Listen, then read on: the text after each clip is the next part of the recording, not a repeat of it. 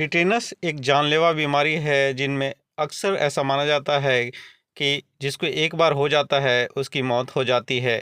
लेकिन ये काफ़ बड़ा ही लक्की था और इसका ट्रीटमेंट अप्रोच हमारे कंसल्टेंसी के अंडर में किसी किसान ने लिया। मेरे द्वारा दिए गए एडवाइस को फॉलो करने के बाद इस काफ में धीरे धीरे सुधार होने लगा। वो उसमें अकड़न जो थी कम होने लगा और फाइनली ये काफ बिल्कुल स्वस्थ हो गया। और लग भी नहीं रहा था कि कुछ दिनों पहले इसको टेटनस हुआ था। तो मैं इस वीडियो में बताऊंगा आपको कि टेटनस अगर किसी काफ को हो जाता है तो किस तरह से ट्रीटमेंट अप्रोच लेना है और उसको किस तरह से आप मैनेज कर पाएंगे। तो सबसे पहले मैं बता दूं कि टेटनस जनरली कोई भी घाव या उंड हो जाता है उस कंडीशन में बछड़ों में होता है, खास करके नेवल उंड रहता है तब होता है। इसमें लॉक जो हो जाता है यानी कि मुंह जो होता है जाम हो जाता है, कान खड़ा रहता है, जानवर खड़ा नहीं हो पाता है, टच करने पे वो चौंकता है या हाइपरस्थेसिया जिसे कहते हैं। यहाँ आप देख सकते हैं कि इसकी टुंडी जो है काफ़ी स्वलन है और इसी में वुंड था। साथ साथ इसका टेल जो है आप यहाँ देख सकते हैं कि बिल्कुल हैंड पंप की तरह है और ये काठ के घोड़े की तरह दिखाई दे रहा है। चलने में असमर्थ है। इसके आगे के पैरों में थोड़ा सा रिलैक्सेशन है, लेकिन आप टेल यहाँ देखेंगे तो बिल्कुल ही अकड़ा हुआ है। कान खरगोश की तरह खड़ा करके रख रहा है और अकड़ के गर्दन को रखे हुए है। तो ये सारी चीज़ें टिपिकली इंडिकेट करती हैं कि इस काफ को टेटनस है। ये ट्रीटमेंट के कुछ दिन बाद का वीडियो है, जब थोड़ा इसका माउथ जो था वो रिलैक्स हो गया था। यहाँ पे जीभ निकाल पा रहा है, लेकिन अभी भी इसके पैरों में और कान में और बॉडी में काफ़ी अकड़न थी। तो मैं आपको बता दूं कि इस काफ का ट्रीटमेंट मुझसे कंसल्ट करने से पहले ही चल रहा था, लेकिन जो ट्रीटमेंट था वो लोकल वेट से कंसल्ट करने के बाद लोकल वेट ने मेरे ही बनाए हुए वीडियो को देख करके उसी प्रोटोकॉल को फॉलो कर रहे थे। लेकिन उसमें जो मेडिसिन थी उसका डोज जो था वो सही नहीं था और जो एक्चुअल मेडिसिन थी उसका प्रोटोकॉल सही नहीं था। तो फिर जब उन्होंने मुझसे कंसल्ट किया तो मैंने उन्हें गाइड किया कि क्या क्या ट्रीटमेंट देना है। यहाँ आप देख सकते हैं कि ट्रीटमेंट के साथ साथ इस काफ में जब इम्प्रूवमेंट हुआ तो इसको माउथ ओपन हो गया और माउथ जब ओपन हो गया तो ये आराम से दूध को निगल पा रहा था। तो पैल फीडिंग यहाँ की जा रही थी, बोतल से इसको फीडिंग कर रहे थे। तो अर्ली ट्रीटमेंट स्टार्ट उन्होंने कर लिया था कुछ पार्ट मेरे सजेस्ट करने के बाद उन्होंने इसमें इम्प्लीमेंट किया। तो अल्टीमेटली ये काफ की जान बच पाई।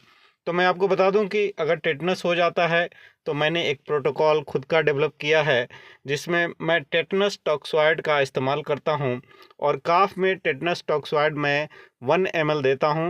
1 ml की डोज मैं 3 शॉट्स लगाता हूं। पहला डोज जो मेरा प्रोटोकॉल का है वो पहले दिन प्रेजेंट किया जाता है, उसे 0 डे मानते हैं।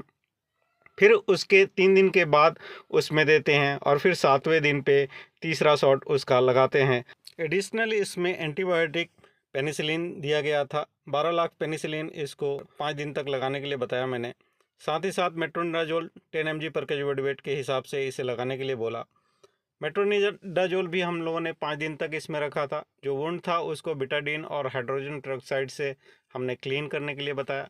मसल रिलैक्सेंट के लिए इसे डायज़ेपाम का इस्तेमाल करने के लिए बताया गया था।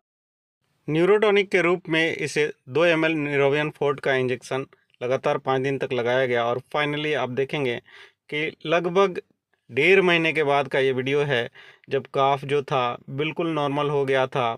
और 1.5 महीने के बाद फिर से ऑनर ने मुझे ये वीडियो शेयर किया, जो इसके लिए मुझे हैप्पीनेस है कि ये काफ की जान बच पाई।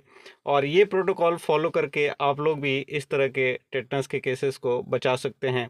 लेकिन आप समझ सकते हैं कि कोई किसान जब कंसल्टेंसी लेता है तो कुछ किसान होते हैं जो बहुत परेशान करते हैं।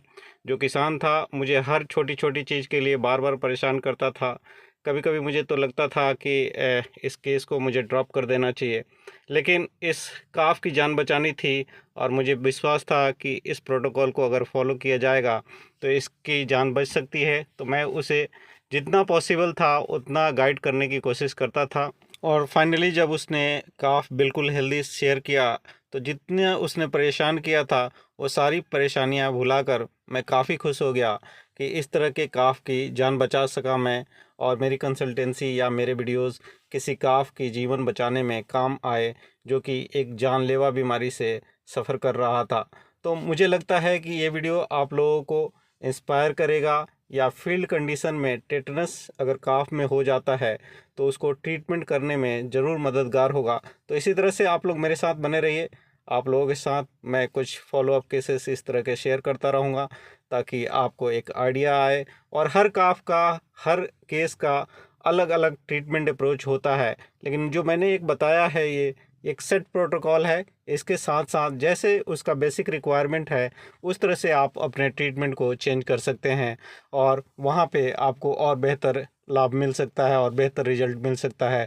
तो मेरे साथ बने रहने के लिए बहुत बहुत धन्यवाद। नमस्कार। अगर आपने मेरे चैनल को सब्सक्राइब नहीं किया है तो प्लीज़ सब्सक्राइब करें, अपने दोस्तों के साथ शेयर करें और लाइक करें।